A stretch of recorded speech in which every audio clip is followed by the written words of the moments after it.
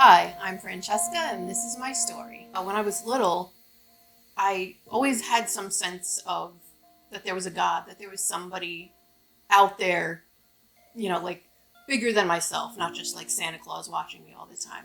We didn't go to church. We were baptized in the Catholic Church, and then that was the end of our Catholic days. The only time it was brought up was when my cousins were going to their communion or their confirmation or all these things. One of them once told me I was going to hell because I didn't go to the Catholic Church. And, as I got older, I still had a lot of questions. I still had a sense that there was a God out there. I didn't know how to know him. So I just went to different things. My mom and I went to like guided meditation. I read lots of books about like Eastern philosophy and religion and that kind of stuff. And it never answered any questions I had. It just kind of left me with more questions. And a lot of times I would try to meditate in my room by myself and all I would get is a nice nap. See, I don't know, I just expected some kind of like the universe to reach out and impart some wisdom on me or something. It never happened. Well, I was a freshman in high school, and we found out my mom had breast cancer. So she, had her surgery and everything, and it turned out okay, but she felt after that she wanted to start going to church, and thank God for this second chance at life.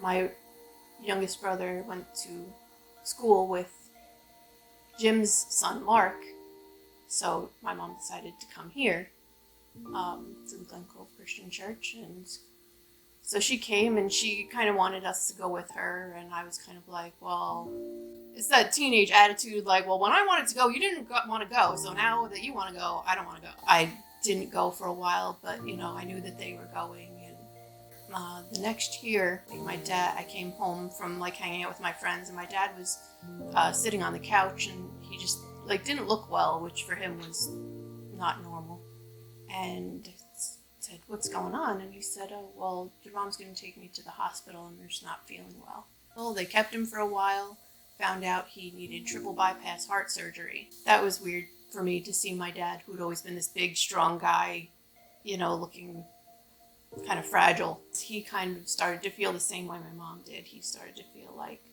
oh, wow, we both had these kind of life-changing health situations and we made it through and we're on the other side now. Maybe we should go to church and thank God for it. So then there was like no escaping it. It was like everybody was going, the whole family was going. After a while, I was like really interested in like, okay, so how do I, what is this really all about? What do I have to do? Like, because being used to my family's Catholic thing and they're all, you have to do this and you have to do that. That was all I knew was from my family, who did communions and confirmations and baptisms and everything in the church, in the Catholic Church. Whoever it was just said, you just need to believe in Jesus. And I was like, that's it? Like, it had never been put so simply before. You think, when I become a Christian, I need to do this, I need to do that. And the start really is just putting your trust in Jesus and following him. And to hear it put so simply was really kind of mind-blowing for me. So then after that, there used to be the Christianity 101, I guess this was the equivalent of that.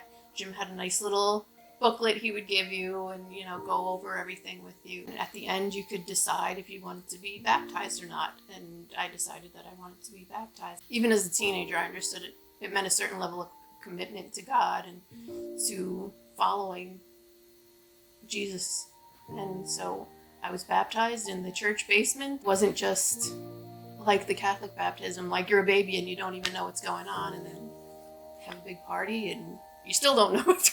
For me, it felt like it was simple because the person who presented it to me, whoever made that initial comment, it made it simple. Yeah. It's life-changing. It's not something that I've ever regretted. Everybody has a story, and everybody's story is important. The Bible is full of people's stories, and they may not all be good stories, but They're stories of real people like us that were just trying to live their lives and follow God.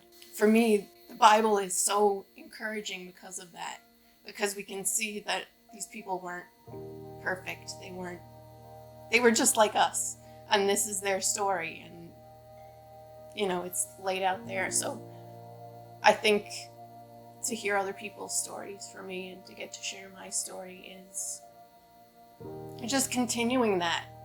We should be telling each other our stories. We should be sharing our stories and listening to other people's stories, because I think it makes a difference in our faith. I'm Francesca, and this is my story. So that's it.